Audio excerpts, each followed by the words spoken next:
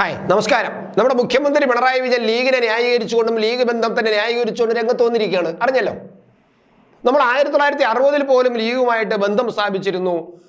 അതുകൊണ്ട് ഞങ്ങൾ ശത്രുക്കളൊന്നുമല്ല, ഞങ്ങൾ അപ്പോഴും ഭായിമാരാണ്, ഇനിയും ഞങ്ങൾ ഭായിമാരാകും എന്ന ഒരു പറഞ്ഞു വയ്ക്കലായിരുന്നു ഈ 1960 സഖ്യത്തെ ന്യായീകരിച്ചുകൊണ്ടും അതിനെ ഓർമ്മിപ്പിച്ചുകൊണ്ടും ഇപ്പോൾ പിണറായി വിജയൻ രംഗത്ത് വന്നതിൻ്റെ പിന്നിലുള്ള ഒരു ഉദ്ദേശം എന്ന് പറയുന്നത്. ഒരു ദേശാഭിമാനി പ്രസിദ്ധീകരിച്ച ഒരു ലീഗ് നേതാവിൻ്റെ പുസ്തകം പ്രകാശനം ചെയ്യുന്നതുമായിട്ട് ബന്ധപ്പെട്ടൊക്കെയാണ് അദ്ദേഹം പറയുന്നത്.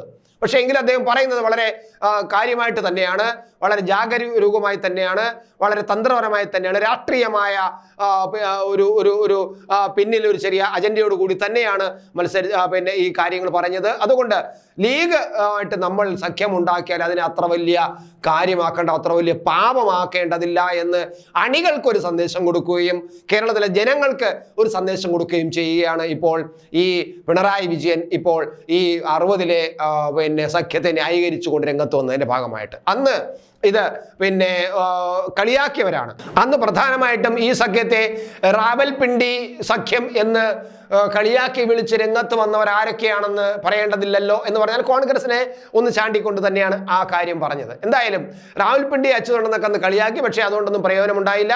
പിന്നീട് പലപ്പോഴും ഉണ്ടാക്കി. പിന്നീട് ഇതിൻ്റെ കൂടെ പിണറായി വിജയൻ മറ്റൊരു കാര്യം കൂടെ പറഞ്ഞു വെച്ചു. ഓർക്കണം, മലപ്പുറം ജില്ല രൂപീകരിച്ചത് ആരാണെന്ന്? അത് EMS ആണ്. EMSന്റെ ഭരണകാലത്താണ് ഈ മലപ്പുറം ജില്ല സ്ഥാപിച്ചത്.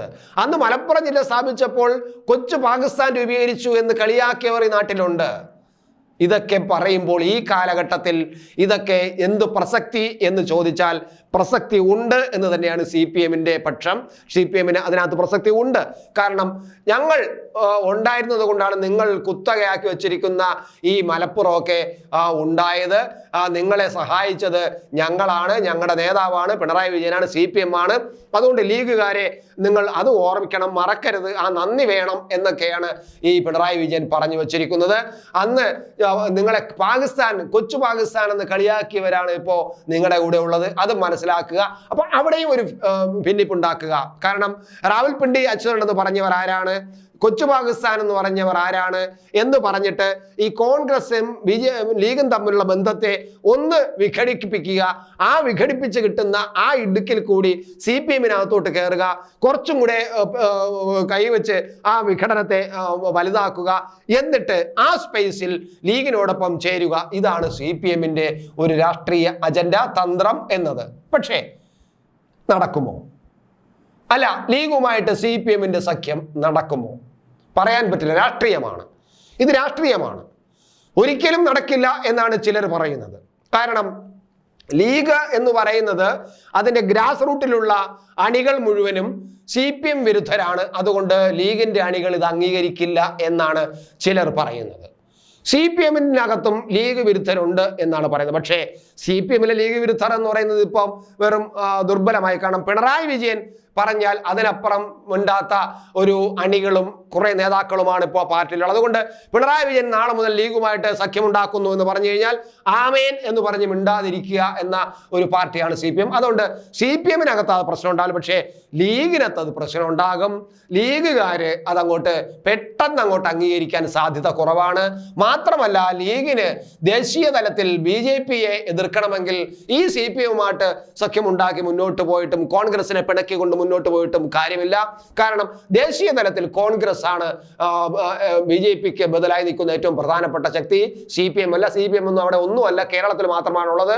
അപ്പൊ അതുകൊണ്ട് തന്നെ ലീഗ് അത്തരത്തിലൊരു മണ്ടത്തരം കാണിക്കില്ല. അതുകൊണ്ട് ലീഗ് ഒരിക്കലും ഈ CPMകാര് ഇങ്ങനെ പിറകെ നടന്നാൽ ആടിന്റെ പിറകെ നടക്കുന്നത് പോലെ പിറകെ നടക്കാമെന്നല്ലാതെ ഒരിക്കലും സംഭവിക്കാൻ പോകുന്നില്ല എന്നും രാഷ്ട്രീയ നിരീക്ഷകർ പറയുന്നുണ്ട്. പക്ഷേ ഇതിനകത്ത് വെച്ച് നോക്കുമ്പോൾ, ഇതെല്ലാം കൂടെ ചേർത്ത് നോക്കുമ്പോൾ BJPയെ സംബന്ധിച്ചിടത്തോളം ലീഗും CPM കൂടി ഒന്നിക്കുന്നതും സഖ്യമുണ്ടാക്കുന്നതാണ് BJPക്ക് ഇഷ്ടം. BJPക്ക് അതിൽ വലിയ ആഗ്രഹമുണ്ട്.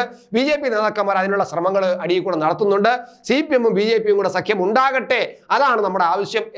അത് എന്നാൽ മാത്രമേ ഈ ഒരു വേർതിരിവുണ്ടാവൂ, ഒരു പിന്നെ നേരിട്ടുള്ള പരസ്പര മത്സരത്തിലേക്ക് മാറൂ. നമ്മുടെ അണികളെ കൂടുതൽ BJP അണികളെ കൂടുതൽ ഉത്തേജനമാക്കാൻ കഴിയുമെന്ന് BJPക്ക് അറിയാം. അപ്പൊ അതുകൊണ്ട് തന്നെ ലീഗ് ബന്ധം വരണം എന്നാണ്, CPM ലീഗ് ബന്ധം ഉണ്ടാകണമെന്നാണ് BJPയും ആഗ്രഹിക്കുന്നത്. കാണാൻ നമുക്ക് രാഷ്ട്രീയമാണ് എന്തൊക്കെ സംഭവിക്കുമെന്ന്.